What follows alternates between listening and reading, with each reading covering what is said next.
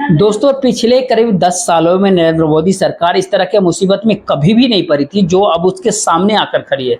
एक तो ऐसे भी नरेंद्र मोदी जी को बहुमत नहीं मिला, उनको बहुमत हासिल करने के लिए 2 अलग-अलग बैसाखियों की ज़रूरत है, जिनका नाम नायडू और नीतीश है। और अब एक बहुत बड़ी अग्नि परीक्षा के ज़रिए नरेंद्र मोदी सरकार को अपने होने का एहसास कराना होगा संसद भवन के भीतर, क्योंकि कल से संसद सत्र शुरू हो रहा है। और अंग्रेजी अखबार इंडियन एक्सप्रेस ने एक बहुत बड़ी खबर छापी है। अगर इस खबर के ऊपर आप विश्वास करें तो आने वाला संसद सत्र इस सरकार की सेहत कैसी रहेगी न केवल यही बताएगा, बल्कि ये सरकार अंदर से कितने द्वंद्वों से जूझ रही है, साथ में ये भी बता देगा। कल से संसद सत्र शुरू हो रहा है, तो ऐसे में संसद सत्र बहुत भी प्रोसीजर्स होंगे, जिसमें प्रोटेम स्पीकर की नियुक्ति हो चुकी है। तमाम सांसद जितने भी चुने गए, चाहे पक्ष हो या विपक्ष हो, चाहे निर्दलीय हो, वो शपथ लेंगे। उसके बाद जो प्रोसीजर होता है स्पीकर चुनने का, वो आगे रखा जाएगा। लेकिन इसी बीच जो इंडियन एक्सप्रेस ने एक खबर छापी है, जो इस सरकार के भीतर अंतर विरोधों का दिखाता है, वो अंतर विरोध जो संसद के भीतर भी साफ तौर पर दिख सकता है। दोस्तों, इस खबर के भीतर देखिए, जिसमें साफ लिखता है कि एज बीजेपी फेसेस नीट रो हिट, जेडीयू टीडीपी साइलेंट।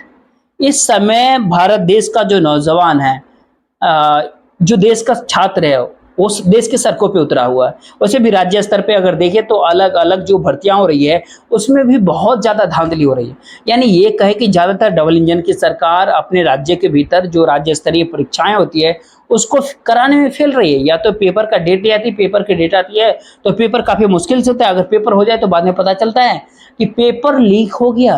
लेकिन इस बीच जो नीट परीक्षा को लेकर के जो धांधली की खबरें सामने आई है, वो सरकार की सेहत को संसद के भीतर परेशान कर सकती है। जो ये पूरे के पूरे मसले में जेडीयू और टीडीपी, जो सरकार की सबसे महत्वपूर्ण बैसाखी है, जिसके बिना ये सरकार चल ही नहीं सकती, इस पूरे मामले में अब भी रहस्यमयी चुप्पी साधी हुई है।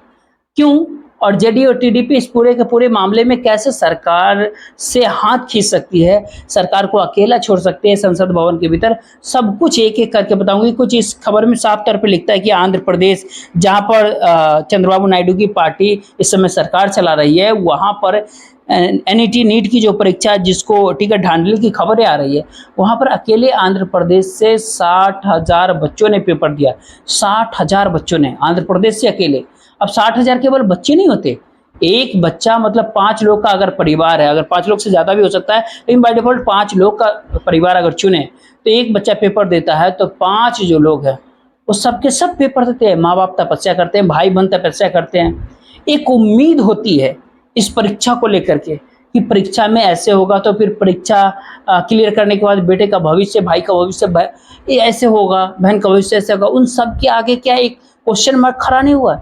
तो सबसे बड़ा सवाल ये कि अब जो ये 60,000 बच्चे जो केवल आंध्र प्रदेश से, जो अपनी राज्य सरकार तेलुगु देशम पार्टी, जो जिसके मुख्य चंद्रबाबू नायडू पार्टी, चंद्रबाबू नायडू है, उनसे सवाल नहीं करेंगे क्या कि केंद्र में आपके सहयोग से सरकार चले, कम से कम आप तो सरकार से क्या जवाबदेही रखते हैं। इसलिए आपने देखा होगा कि पूरे के पूरे मामले में टीडीपी काफी रहस्यमयी चुप्पी साधी हुई है। यानी टीडीपी का कोई भी प्रवक्ता अब तक इस पूरे के पूरे मामले में एकदम चुप है। लेकिन बड़ा सवाल यह है कि कल से संसद सत्र शुरू हो रहा है और विपक्ष एकदम आक्रामक है। राहुल गांधी ने ऐसे स्टूडेंट से मुलाकात करके पहले ही अपना रुख स्पष्ट कर दिया है कि सरकार ये ले न लेके, मुख्य विपक्षी दल के तौर पे हम आपका मुद्दा संसद के भीतर उठाएंगे, सड़क पर उठाएंगे। सब सड़क पे जबरदस्त तरीके से कांग्रेस पार्टी के और तमाम विपक्षी दल, चाहे आम आदमी पार्टी हो, चाहे वो बिहार में आरजेडी हो, इस सभी पर जमीन पे इस मामले को उठा रहे। तो बड़ा सवाल ये है कि तेलुगु देशम पार्टी को भी अगले 5 साल सरकार चलानी है, आपको लंबी पॉलिटिक्स करनी है देश में। चंद्रबाबू नायडू क्या मुंह लेकर के जाएंगे इन 60,000 बच्चों से, जो इनके राज्य से आते, जो इस धांधली का शिकार हुए हैं, जिनके वजह से उनके भविष्य पे खतरा मंडरा रहा है। ये जवाबदारी चंद्रबाबू नायडू के पार्टी को भी देनी होगी। एग्जैक्टली यही बात जेडीयू के ऊपर भी लागू होती है। जेडीयू भी इस पूरे के पूरे मामले में चुप है। इस पूरे मसले में बिहार में बीजेपी ने जबरदस्त तरीके से तेजस्वी यादव पे हमला बोला है कि पेपर लीक के जो पूरा तार है वो तेजस्वी यादव से जुटा। लेकिन तेजस्वी यादव ने तो कहा है कि अगर हमने कुछ गलत किया तो आप कार्रवाई कीजिए। और जाहिर सी बात है, तो ये सवाल बिहार के डबल इंजन सरकार से पूछा ही जा रहा है। हर कोई सवाल पूछ रहा है कि अगर तेजस्वी यादव ने पेपर लीक करवाया तो उनको जेल में डालिए। अगर आप जेल में नहीं डाल पा रहे हैं तो फालतू प्रेस कॉन्फ्रेंस करके कैसे आप फालतू का फुटेज ले रहे हैं। बड़ा सवाल है कि संसद भवन के भीतर अगर आम आदमी पार्टी, कांग्रेस पार्टी या तृणमूल कांग्रेस या तमाम जितने भी विपक्षी दल हैं, वो नरेंद्र मोदी सरकार से कल से ही एनईटी परीक्षा को लेकर के, उसके धांधली को लेकर के सवाल पूछते हैं, तो टीडीपी क्या करेगा, जेडीयू क्या करेगा? सरकार से सवाल नहीं करेगा? क्या इस हंगामे का हिस्सा नहीं बनेगा?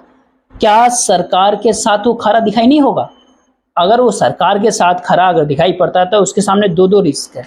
उसको अपने स्टेट में, अपने राज्य में, अपने प्रदेश में उन छात्रों को, उन परिवार को, उन फैमिलीज को फेस करना होगा। और क्या मुंह लेकर के फेस करेगा? आप ध्यान रखिए कि जेडीयू और टीडीपी दोनों ही पार्टी अपने अपने समय में एनडीए का हिस्सा रही है। दोनों ही पार्टियां अपने अपने वक्त में नरेंद्र मोदी जी की खूब उनका विरोध करती रही। यानी तेलुगु देशम पार्टी के चंद्रबाबू नायडू नरेंद्र मोदी जी को आतंकवादी तक कहा था, और नीतीश कुमार ने तो मोदी जी के साथ स्टेज शेयर तक करने को मना कर देते। बड़ा सवाल ये है कि आज दोनों ही पार्टी के हित में कि वो सत्ता के करीब रहेंगे, क्योंकि सत्ता के आप जब करीब रहते हैं तभी आपको फायदे रहते हैं।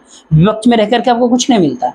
लेकिन दोनों ही पार्टी को अपने अपने राज्य में, कहते हैं ना, लॉन्ग टर्म पॉलिटिक्स करनी है। तो आज जो नीट परीक्षा को लेकर के छात्रों में जागरूकता हुई है कि जो पार्टी ये दावा करती है कि हम एक देश में एक चुनाव कराएंगे, वो एक परीक्षा ढंग से नहीं करवा पाती है। आप यकीन मानिए कि ये जो कहते हैं ना कि पानी जो खौलता है ना, तो पूरी तरीके से खौलता है। और ये परीक्षा में जो धांधली की बात आ रही है, ये नीट परीक्षा तक सीमित नहीं रहेगी। ये अलग अलग राज्यों में, अलग अलग प्रदेशों में अपने दौर में जबरदस्त तरीके से धांधली, अब पेपर चाहे गुजरात हो, पेपर लीक के मामले में चाहे बिहार हो, चाहे उत्तर प्रदेश हो, अब हर जगह डबल इंजन की सरकारों से सवाल पूछे जाएंगे कि आप राज्य स्तरीय परीक्षा जब ढंग से नहीं करवा पा रहे, राज्य स्तर पे नहीं करवा रहे, केंद्र स्तर पे ढंग से परीक्षा नहीं करवा पा रहे हैं, तो संसद भवन के भीतर टीडीपी और जेडीयू क्या करेगी?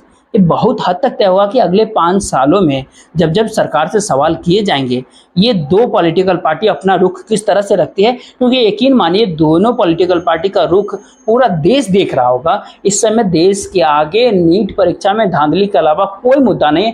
आप सोचिए, जो गोदी मीडिया नरेंद्र मोदी जी से सवाल पूछने की हिम्मत तक नहीं करता था, जो इंटरव्यूज में आप थकते क्यों नहीं, आप कुछ टॉनिक वानिक लेते कि इस तरह का सवाल करता था जो गोदी मीडिया, आज ऐसा कोई चैनल नहीं, कोई भी न्यूज चैनल आप उठा लीजिए, उसमें केवल और केवल इस भर्ती में धांधली की ही खबर है। और लगातार अलग अलग न्यूज चैनल ये दावा करे कि जहां पुलिस ने पहुंच पाई, मेरा रिपोर्टर पहुंच पाया। किस तरह से इस मामले में पूरी की पूरी धाम करती रहती।